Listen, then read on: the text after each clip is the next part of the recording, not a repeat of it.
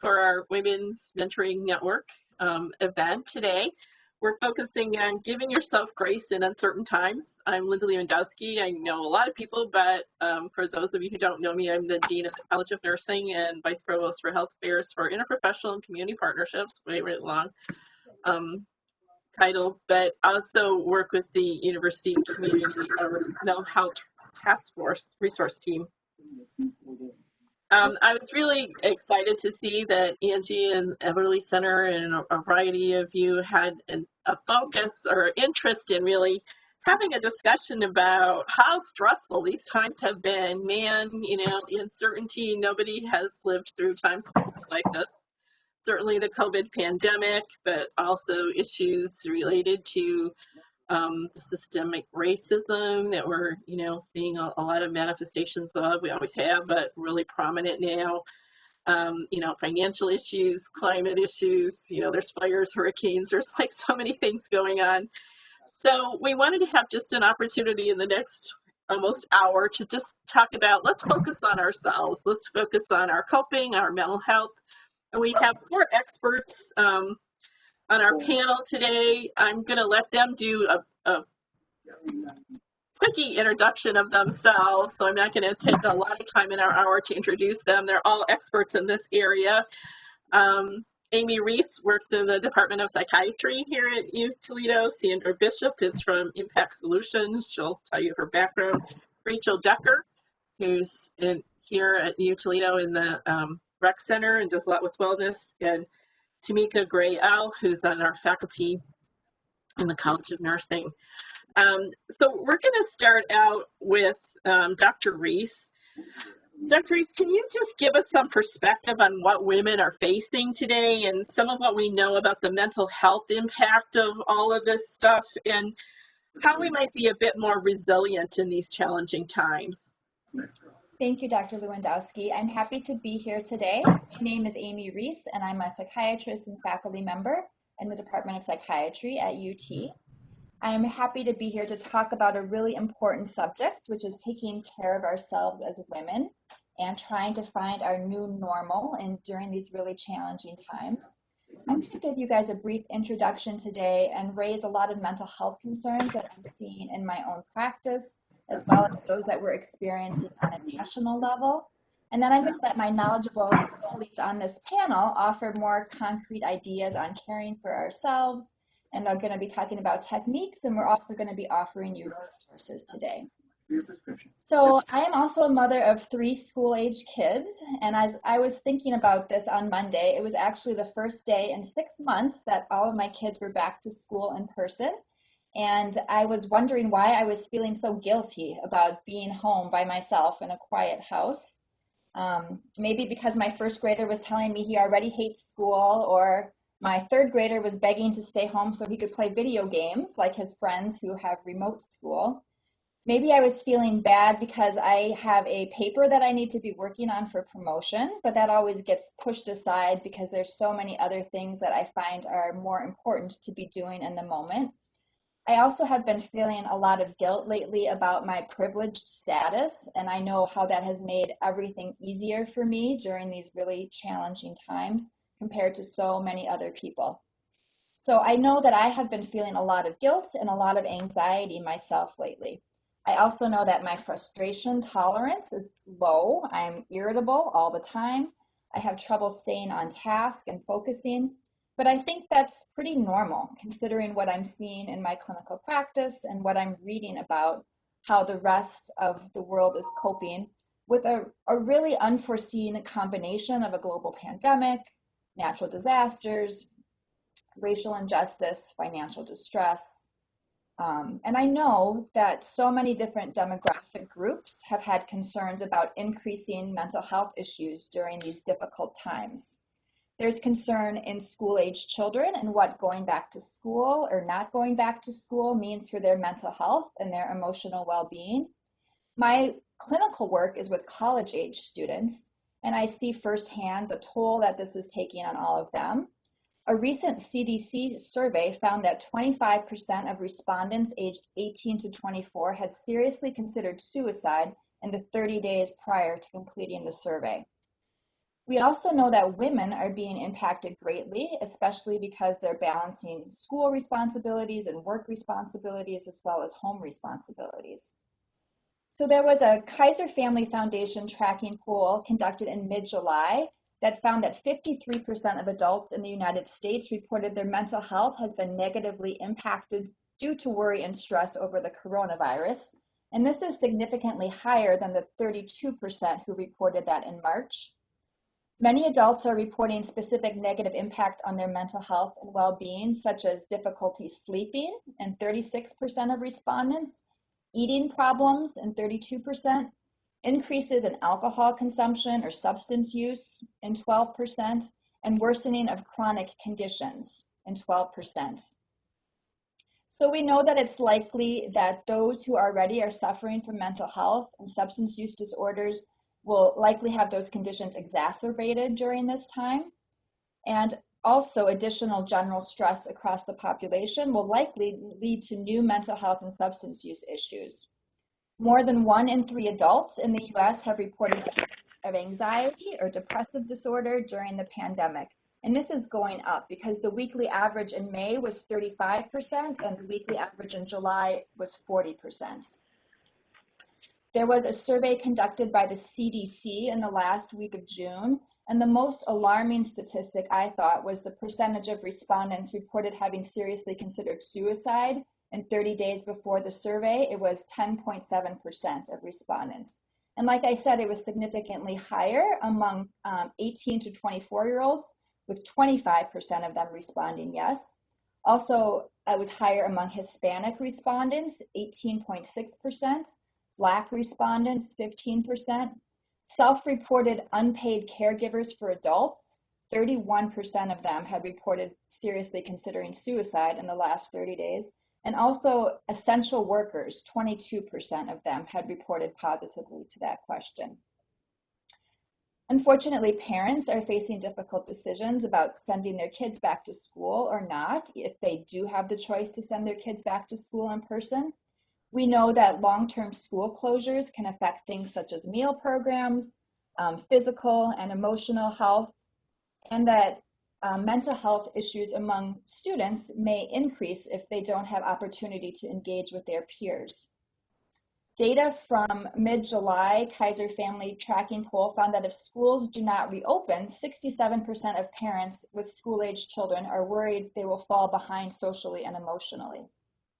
So with the long-term closures of schools and childcare options, many parents are experiencing ongoing disruptions to their daily routine. And unfortunately, this tends to fall on women more often than men. Women are often reporting negative mental health impacts due to worry and stress with the pandemic at 57% versus 50% for men in mid-July.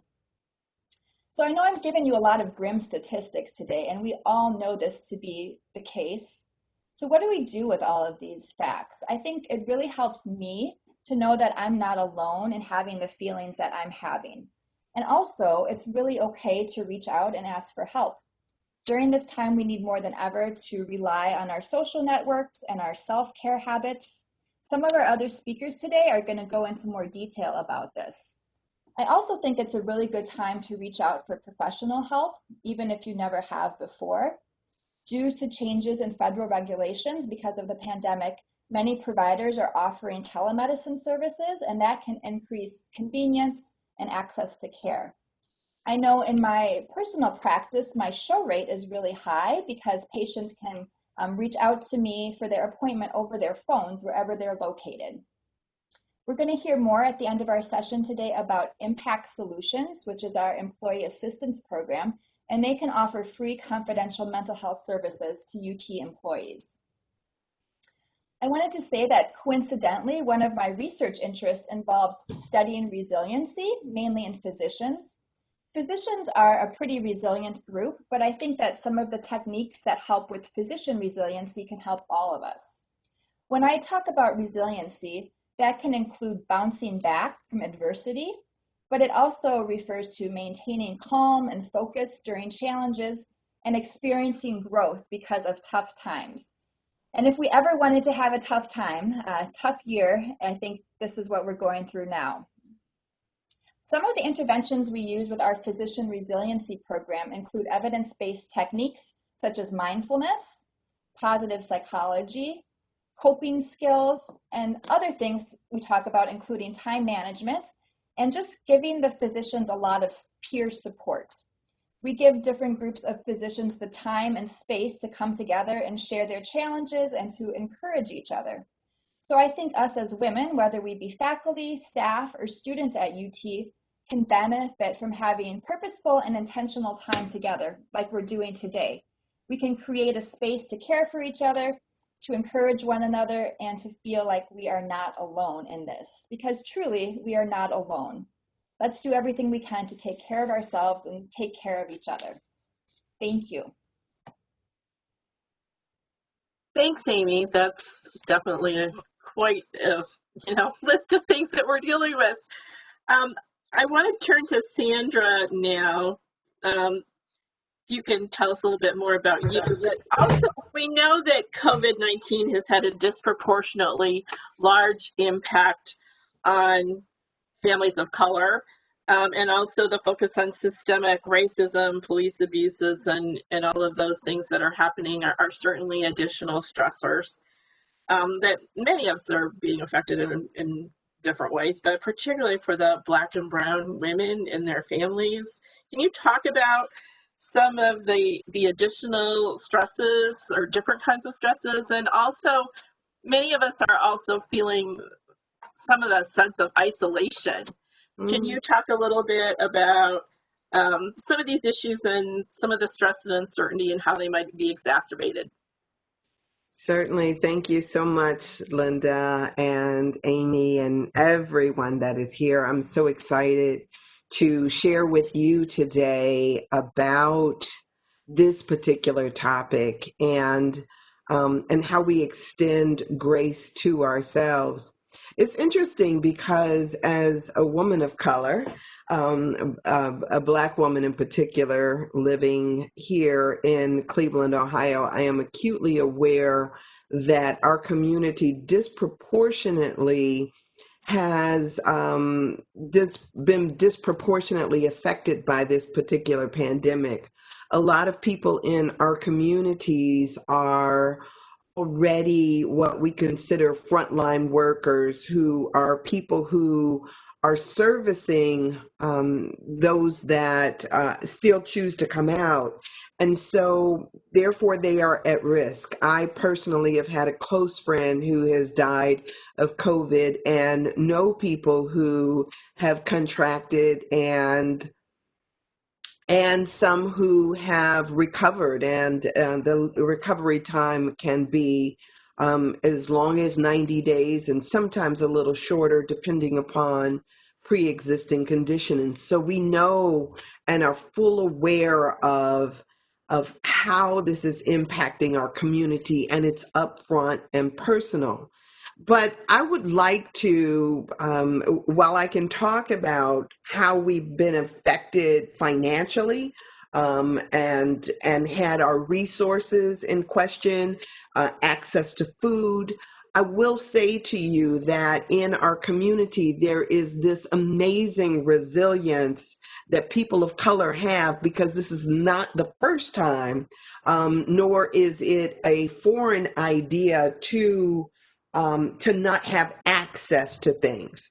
It is disheartening when I hear information from friends or family about not being able to get something as simple as what seems like a test, but testing and this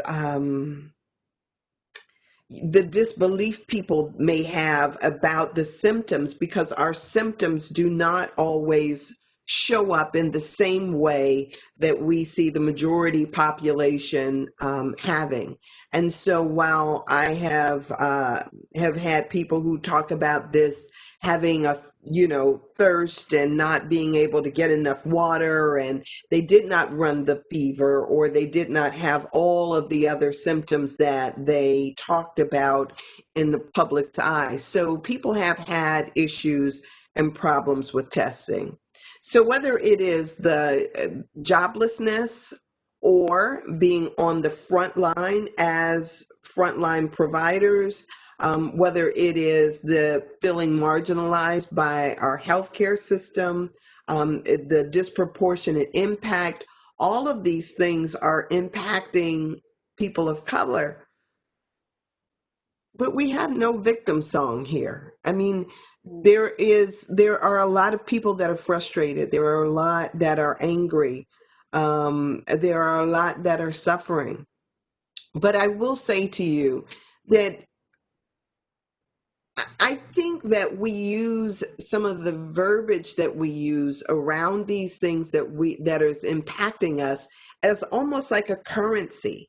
The currency of saying that of being overwhelmed and being tired. When we see the racial unrest that has happened, whether it is George Floyd or Breonna Taylor or Ahmaud Arbery, we say their names and we talk about it. We pay tribute to it, but it is not new. It is not anything that we have not been exposed to before. And so when we talk about this idea of being exhausted over what we are going through, we are resilient because we've been here before. This has been our experience. And so when we talk about this grace, I always refer to this. I forgot to tell you about my background, but part of it is that I am a minister, and grace is this unearned favor, this something that is just bounding us up and keeping us. And so this is the moment. I think 2020 is the moment that all of us have been prepared for. And we are able to rise to the occasion and to know that this will not break us, not any of us. And so whether we are women of color, whether you are a woman, period, whether you are mothers, whether you are frontline workers, this will not break you. And so what we do is we have to remind one another about our ability to survive this. We don't have just one thing, and as women of color or as women, period, we don't have just one thing that defines us and our experience. But what we do have is the ability to figure out how to maneuver this and what works for us. If you are if you're feeling fearful, if you're feeling scared, I would challenge you. Part of my background is that I have been in media, that I'm a journalist, all of those things. But I would challenge you to turn the news off. I would challenge you to stop watching some of the fear-based things that would have you believe that everyone is angry, that everything is out to get you, that there is lions and tigers and bears hiding behind every bush. I would challenge you to get out there and to connect with others and to really, experience this in a way that you have not done before. And I know I'm probably going long, I'm long-winded, but I have to say that so many people have figured out during this time how to redefine themselves in their lives.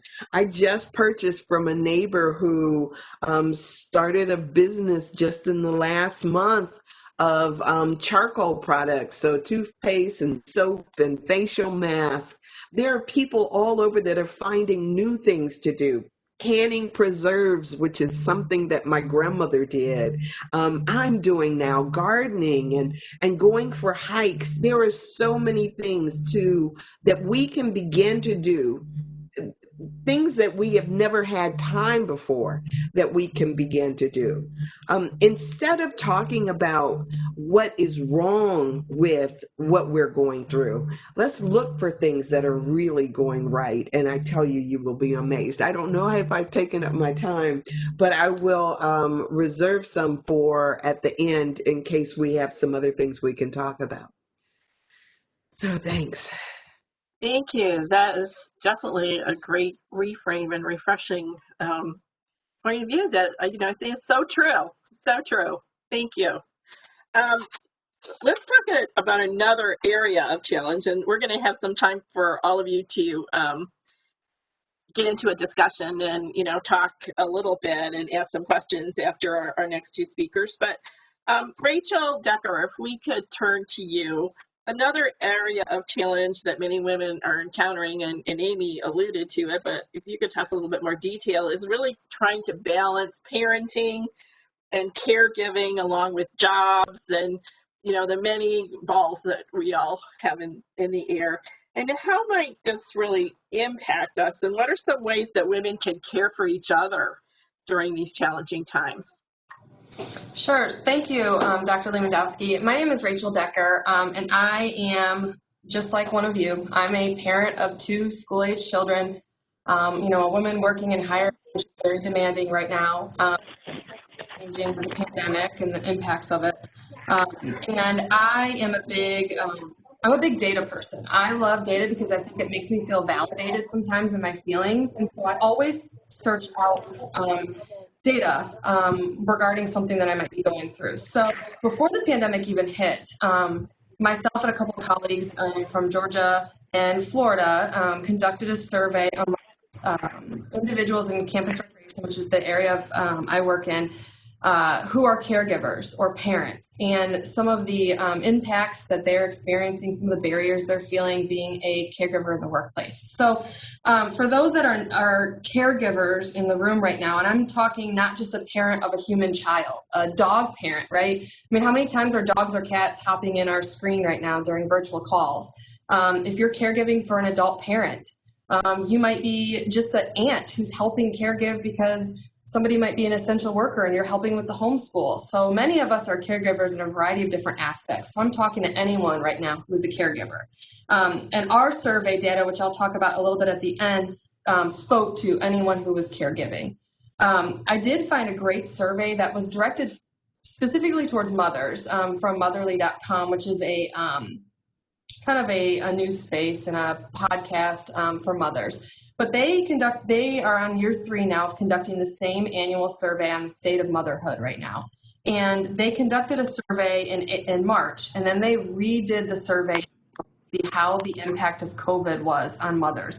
But I think it's really interesting. I have 10 data points I want to talk about, and then some tips on how we can help manage these things that we might be experiencing. One is working moms reported a significant amount of burnout during pre-COVID-19. But after COVID-19, the feelings of burnout significantly increased. The COVID-19 crisis had a significant impact on mama's mental health, and this is specifically speaking again to mothers. So Amy cited some impact on mental health overall, but this was the mothers that responded to the survey, which was a significant amount. 74% of those mothers reported they feel mentally worse since the COVID-19 experience has hit. And I think that's significantly alarming right now. That's a substantial increase. Also, so one of the areas that we talk about too is the household responsibility experience, right? So mothers or caregivers, majority of that household responsibility typically falls on the female. And that's something that we've been fighting for years, right? Only 34% in this survey reported splitting caregiving responsibilities. So household responsibilities is different than caregiving responsibilities, right? So the caregiving responsibilities of that aging parent, of that dog, of that cat, of that child, that human child, right? Only 34% split that equally. After COVID, that increased. So how many of us have seen more of the responsibility when it comes to remote school or learning or caregiving for an adult parent because of the COVID crisis? It's substantially falling more on women, right? A lot of us are experiencing that right now. I found very interesting in this survey, I looked through all of the appendix, and one of the questions that was asked was, who was responsible for scheduling your last child's doctor's appointment? 94% of mothers answered me. 94% of mothers are responsible for scheduling the doctor's appointments. And those are the child care, the caregiving responsibilities that we know always falls on us. So when we talk about burnout, why are we experiencing burnout? Well, we're experiencing burnout because of the mental workload on us as parents, balancing both working and parenting, right? The biggest source of stress right now for this survey in the post-COVID era, mothers reported as their family mental health. 30% were most stressed about their family's mental health. So I know Dr. Riese talked earlier about being concerned about the impact that this has on our children and the social impact and the psychological impact. 30% of us report that as the biggest stress right now. Another data point I found very interesting, when asked in the past month, how often have you felt burnt out by motherhood?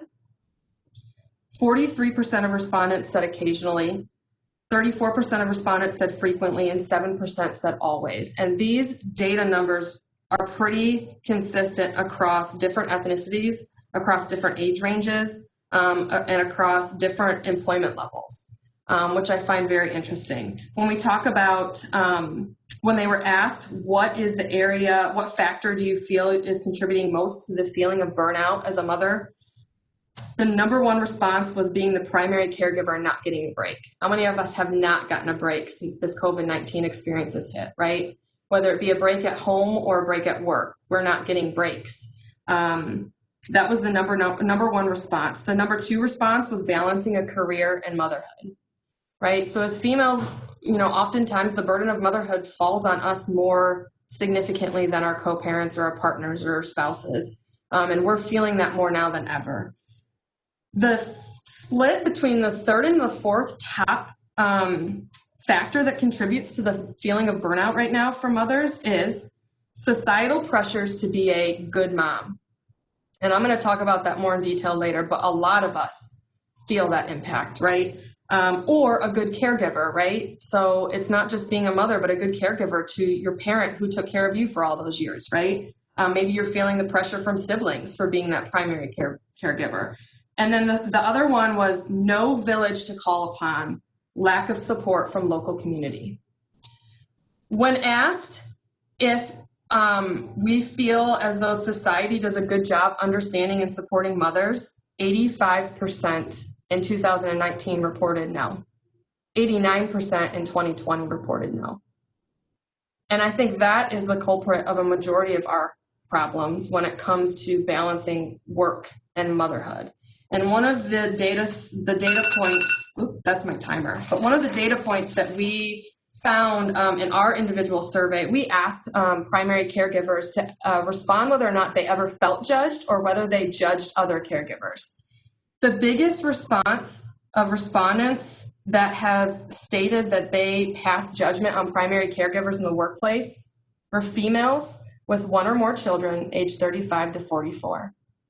So when we talk about 89% of mothers not feeling supported to society, majority of that is coming from ourselves. We're not supporting each other.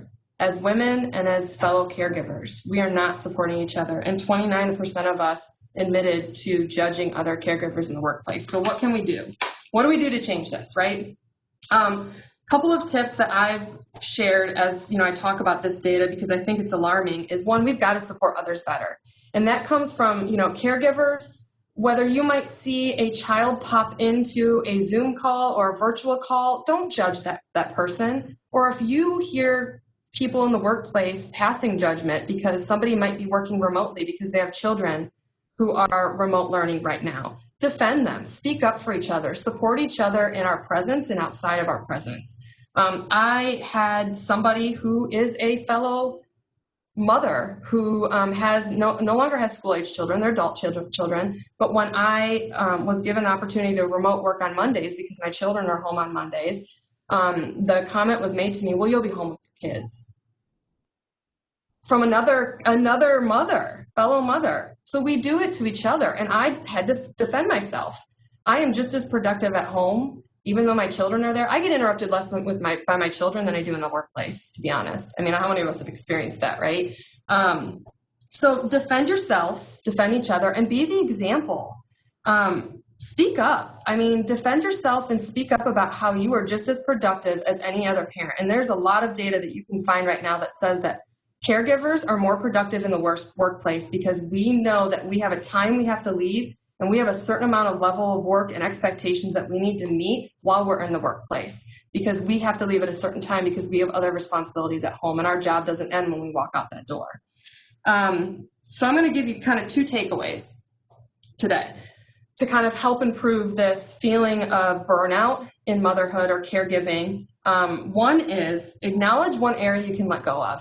So a lot of us put a lot of pressure on ourselves to be that Pinterest mom, to be the caregiver that does everything and doesn't ever ask our siblings to contribute to the caregiving of our adult. Can we let go of some area? We don't have to have the perfectly clean house, especially right now in COVID. Nobody's coming over, right? We don't have to be that Pinterest mom or the one always volunteering in the classroom. We don't have to always be the one just because we're the woman who offers to take notes in a meeting or the one who always offers to step up and help with an additional task because we just know that we can manage it, right? Let others step up. Is there an area you can let go of? So one takeaway today, acknowledge one area you can let go of. And the second one is take one step in making the ask for help. Whether that's help from your co-parent, help from your supervisor with maybe a more flexible schedule, help from your siblings with caring for an aging parent, or professional help. Dr. Riese talked earlier today, it's okay not to be okay and ask for professional help. So your two takeaways, find one area you can let go of, and two, take one step towards making the ask for help. And I think that will help us all contribute to the burnout and be a champion for other women, and especially for other working parents right now, not just women. Some of the responsibility is also falling on our male counterparts as well in the workplace. So be a champion for each other and don't pass judgment. Thanks, Rachel. Thank Those you. are great takeaways. Dr. Gray L., you have a lot of background in stress management and holistic health. Can you talk about some other strategies that we can use to really take care of ourselves and to really manage some of the stressors that we're all experiencing and really promote our own health within each other and others around us? Okay, yes, so I'm faculty at the University of Toledo. I'm a women's health nurse practitioner, an Ayurvedic practitioner, a mental health trainer, mental health first aid trainer. I'm also a minister, and I have a school-aged child at home.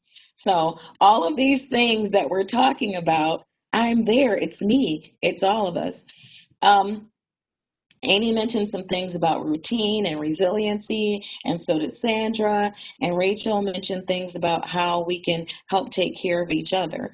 You know, this right here is one of those ways where I don't feel like I'm just supporting everyone here, but I'm supporting myself too.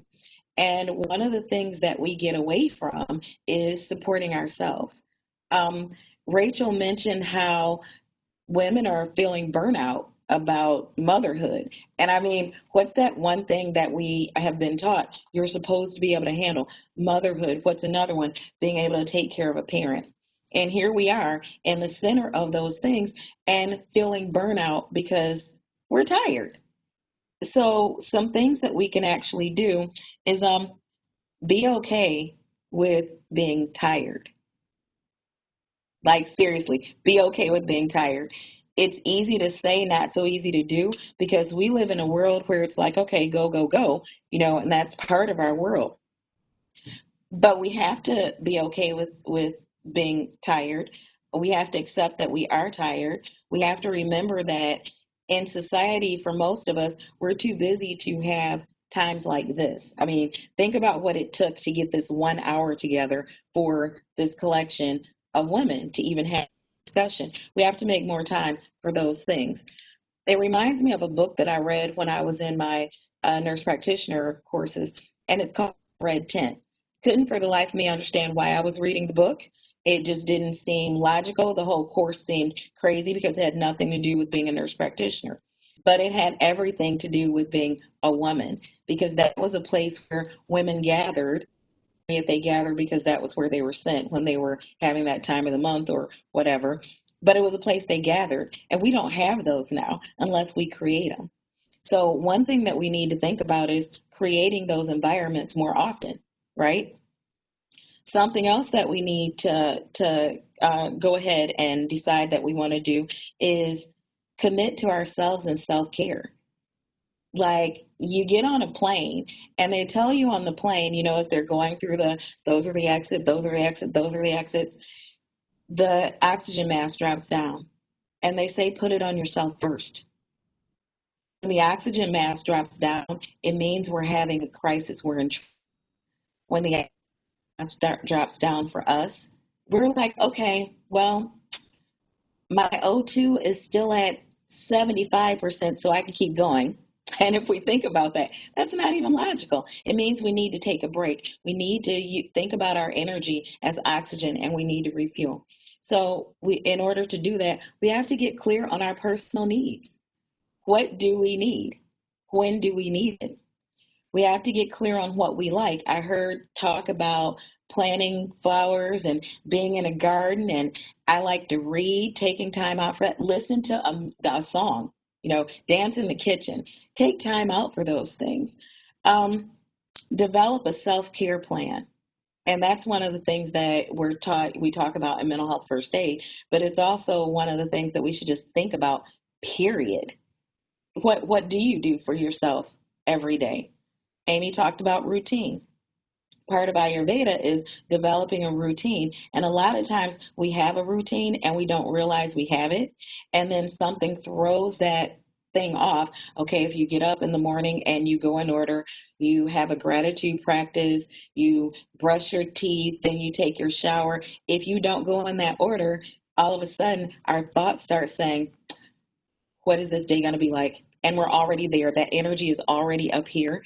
And we need to take some slow, deep breaths and bring it down. We need to be okay with taking those slow, deep breaths, because in order to do anything efficiently and to relax into it, we can't go into it with anxiety, which is where we're living right now. Another thing that I'm really big on, put yourself on your calendar. Like, seriously, we will take someone to an appointment. We will make a doctor's appointment, and most of the time, if we actually make them, we'll go. We punch a clock if we have to go to work. We do all these things according to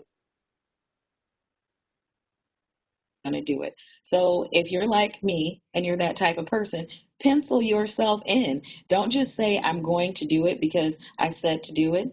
I'm going to listen to music at 3 p.m. on Monday, Wednesday, and Friday, and put it in there. Set an alarm and just decide to do it. And decide that you're worth taking care of. If we put all of these hats on and decide that we're going to take care of other people, we have to decide that we're worth taking care of in order to even be able to take care of those other people, And Suzanne said, the trick is not to feel guilty for putting yourself on the calendar. It's a learned behavior. So just like we learned it, we can unlearn it. The trick to that is, don't put something on the calendar every day. You might need to start out with once a month, but the key is to put it on there and stick to it.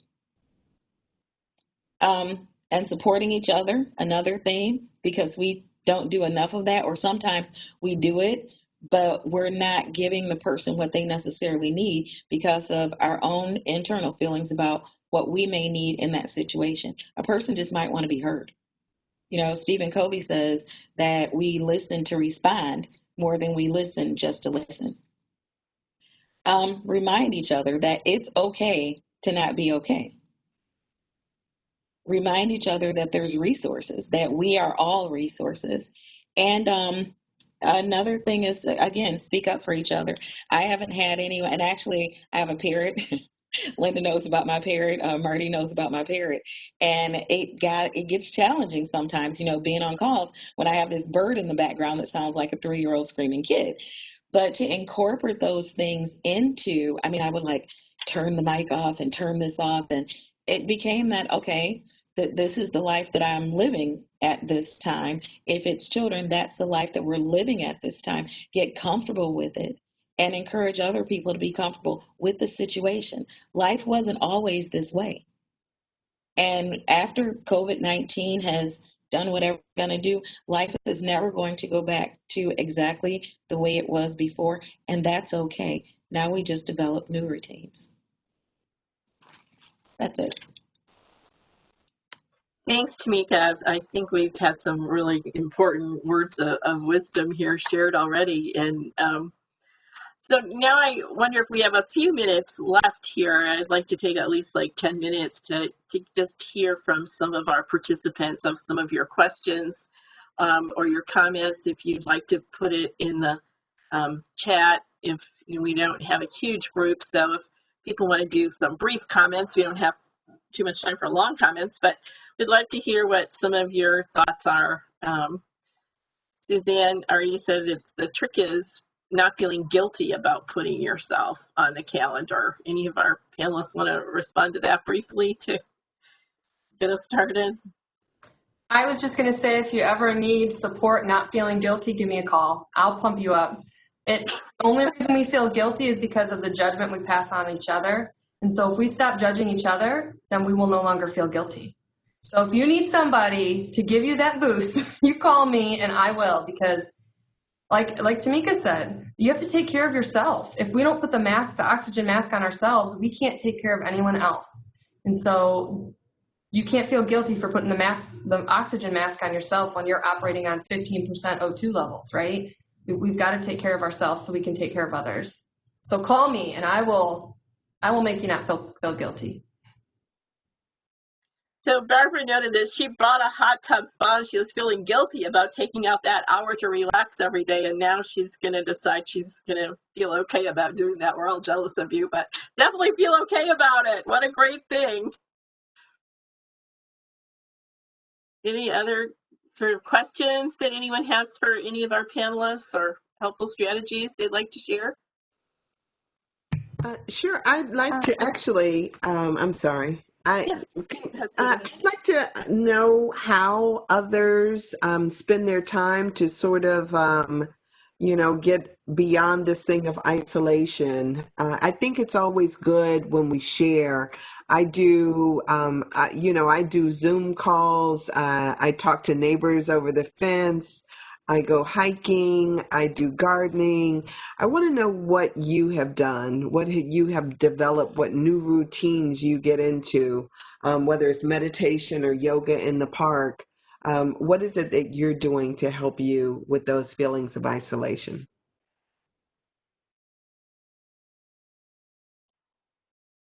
Allison shared that some people here at UT have a book club, so they can share with each other. Ahana got a cat. That's great. Writing letters, talking to my dog in the park. Someone wants to join your book club, so that would be a good way to interact with others. Any other strategies? Talking to older kids several times a week, right? Keeping in touch with family. That's an important strategy. Does anybody use journaling? I know sometimes that's rough on people because they worry about what they need to write, when the reality of it is you don't need to write anything in particular. The key thing is to start somewhere. So even if it's a date and a dot, that's a start somewhere. And there's something about writing which works with the right side of the brain. We're logically in the left side of the brain, which is what gets us stressed out. The right side of the brain is the creative side of the brain. So when we're actually writing or drawing or doodling, draw bubbles, circles, or whatever, that can actually help us release some of that angst and anxiety and just reset. 5 minutes, set an alarm, 5 minutes. I'm just going to do nothing but scribble on a piece of paper, or adult coloring. Like, I love adult coloring. And those things are, we're taught that, okay, but this is juvenile because I'm over the age of a coloring book. We're not. And we don't have to let it go. Just do it. Hey, I got into that too, and I'm really excited about glitter pens now. You can get shiny, you can get glitter. This is like a very helpful stress thing, and you can get into it. So I now have like loads of pens. So, I agree, things that I never did before. The house party app, Angie shared that. I don't think we know what that is. Do you want to just mention what it has an exclamation, so it might be good? Yeah, it's an app you can use to play games with your family or friends. You can fit about 6 people in at a time. They have a PG version of Cards Against Humanity. If anyone's played that, it's not a game you want to play with your children or your parents, but you could play the house party version safely. And they have like a Pictionary game. It's just a lot of fun and a good way to connect. Well, and I was going to add too, ask if anyone has kind of found a new way to find community. I know that during the quarantine, some fellow coworkers in the workplace, we created just a chat thread, whether it be on Teams or Slack or GroupMe. But if you find some people that you're comfortable with talking and just kind of just releasing, and that will help you feel validated in some of your feelings, I can't tell you enough about how helpful that's been. I mean, just even if you have a bad day, you can just send a message in the group chat saying, anyone feeling like this? And more than likely, you're going to find at least one other person who's feeling the same way you are. And just the feeling of validation that you're not going like crazy because you're feeling severely overwhelmed right now with just one simple task. Or, even, I have a mom's group that, just we sent a message, whether it be something really inappropriate, like, is anyone ready to put their kids up for adoption today? Like, it just helps you feel validated, and I think that says a lot, because we can't go to community spaces right now to feel that connection. And so even if you're the person that starts the chat, I mean, there's so many apps out there, Slack, GroupMe, even if you just start a group chat on a text message, I think it would go a long way in helping you still feel that connection and lack of isolation. That's a good point. And in our chat, Jocelyn noted that, but sometimes too much social media consumption can lead to feelings of isolation due to not being good enough in your own mind, depending on what social media, or just too much negativity on social media. So that's like another thing. Group meditation on an app, that's sort of an interesting thing that I didn't know we had. That was Cindy. I don't know if you want to say anything about that. Anyone about group meditation? Sure. I do use an app at times for my meditation, but what I found is that I was doing the meditation more to tick off the number of hours that I was sitting than actually enjoying it. So Insight Timer is a great one for creating community, as well as to keep track of how much you are meditating.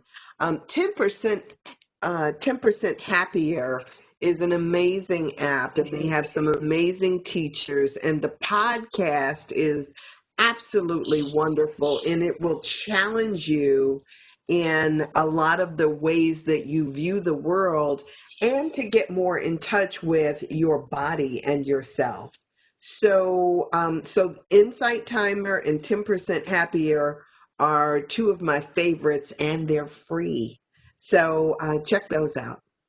That's great. Another strategy we haven't talked too much about, and that's like staying physically active, remembering to try to stay. I know, Rachel, you missed that one, but going out, taking a walk. Marty says she uses a stress ball or stretch band during Zoom meetings. You can do things, or at the end of the day, doing meetings, walking on the phone. So since we're virtual, you might not just have to sit in your chair and do that. Some of the other strategies, Jocelyn's going to copy these strategies because there's really some good ideas, and then send them out to everybody here on the chat. So any ideas you've contributed, that would be great.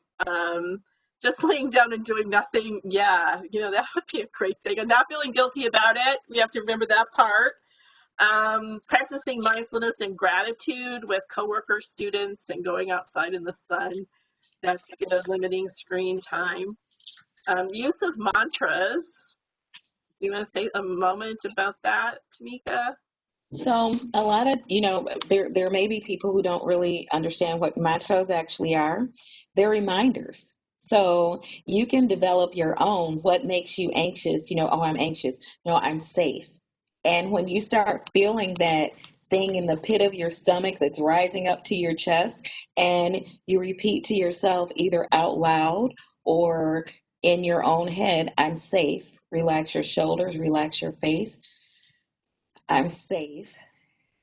I'm safe. And then you start feeling the weight of that mantra that calms you down in that moment, because a lot of what we need is in that moment. And maybe we don't have time to plan for something today.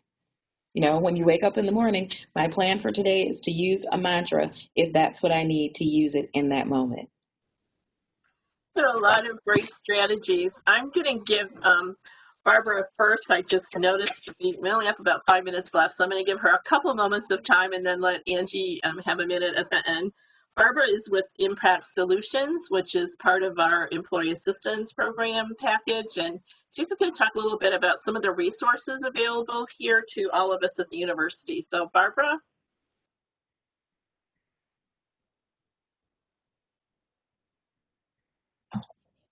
Thank you, Linda. Sorry I had to unmute, but I wanted to do a kind of a 360 and bring it all together. The panelists talked about a lot of good topics, and we talked about resources. An Impact Solution is a resource for you.